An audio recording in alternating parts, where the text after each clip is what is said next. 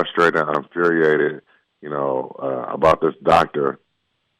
And I stormed out the doctor's office, and I bought running shoes that day, and I started running. And then 18 months later, after meeting that doctor, I ran my first marathon.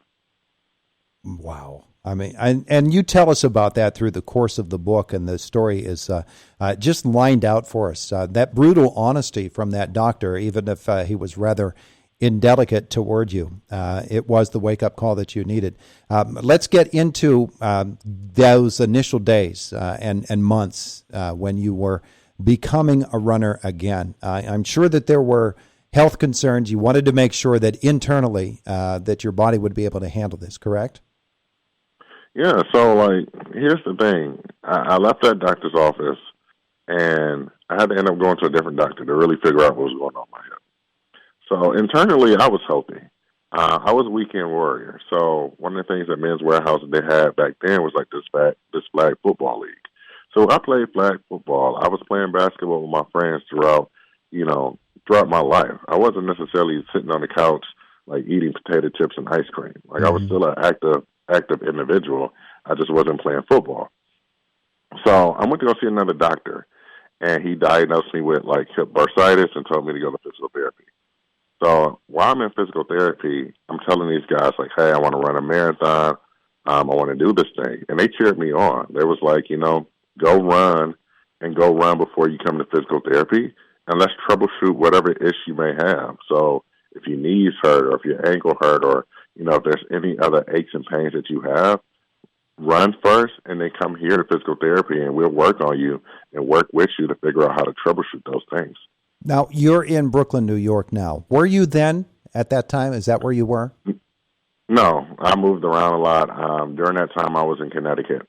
So was it really difficult for you to find a place to safely run? Because there's a portion of your book that I really enjoyed, the actual safety issue of running, and making sure that you're not going to be run over by a car, that you've got people who are watching out for you. You spend a good bit of time in that, and you also spend a good bit of time talking about running as a black man, which is something that I certainly don't know of, the challenges that are involved in that, but it's really important stuff. Absolutely. Running in Connecticut and being one of the few black men in my neighborhood, I encourage a lot of things, right? Or encountered a lot of things. I didn't know about all the rules of the road, right? So running in the street, or running on a shoulder and cars honking at me, or, running in the neighborhood and dogs chase me, to running on my college campus when I went to UConn, and the police stopping me and being hey, why are you running? Why are you being suspicious? And me being oh, I'm just trying to get a run in. So I've encountered a lot of things when it comes to running, and running as a black man. Martinus Evans is our guest. The book is Slow AF Run Club. So I want to fast forward to today. You come out with this amazing book. And I say amazing pointedly because it really is just a tremendous service that you do to us, because you really put the work into this book. You talk diet. You talk training for events. You talk, the body itself, and learning the different things about how the body performs, running gait, and things of that nature. You put your work in here. You know the science of it. Absolutely. So one of the things that people don't know, Todd, is that I have degrees like a thermometer, man. I have a bachelor's in exercise science. I have a master's in health promotion. I also have a certification with the RRCA. So one of the things I had to do with all of this throughout my journey was that nobody would train a 300-pound man.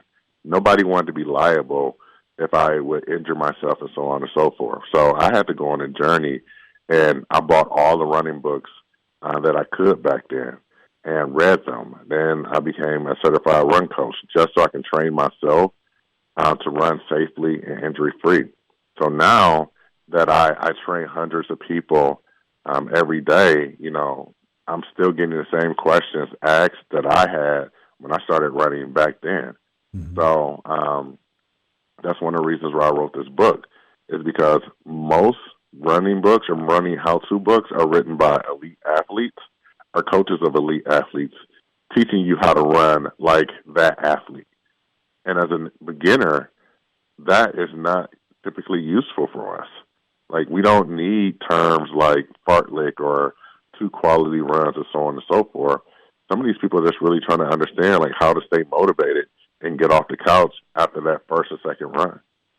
Tell you what was one of the most interesting aspects of the book to me, as a guy who's run all his life and who's had a number of injuries to deal with down through the years. There have been a lot of times when I've been in that position of, okay, I'm coming off of surgery and I need to get moving again. I use the run from telephone pole to telephone pole, walk to the next pole, run to the next pole. You do a training plan in here, which I found good for somebody who's rehabbing injury, but it's your first training plan, your first week as a runner, and you begin to prep us for becoming a regular runner with this. And it's just a wonderfully drawn-out process that you go through here, right down to the very basics of here's what you do day 1, here's day 2, here's day 3. You had to go thinking back to a lot of what you put in at the very beginning, but you really put a lot of thought into that, and it's really appreciated. Thank you. This particular section, then after you go through that, there's the 4-week base building training plan, and again, it's a day-by-day type of thing. You actually bring us out right up to the point where we're running long distances. As you began to do this, was it all your experiences, or were you in consultation with others who also are runners? A mixture of both. So as I was running this, I had a crew of 20 people that I would send these chapters to and just really get their feedback. And these were individuals who were beginner runners who I just took on as clients. It were athletes who've been running for longer years, like in the middle, and then some of my closest friends who been running longer than I am, just to make sure that there was a sanity check of everything I'm putting in there makes sense. Yeah, well, it really does. And the other sections of the book are just as informative as the one that I was just describing. The section on recovery from your run, very, very important. The cross-train or die chapter is really important too.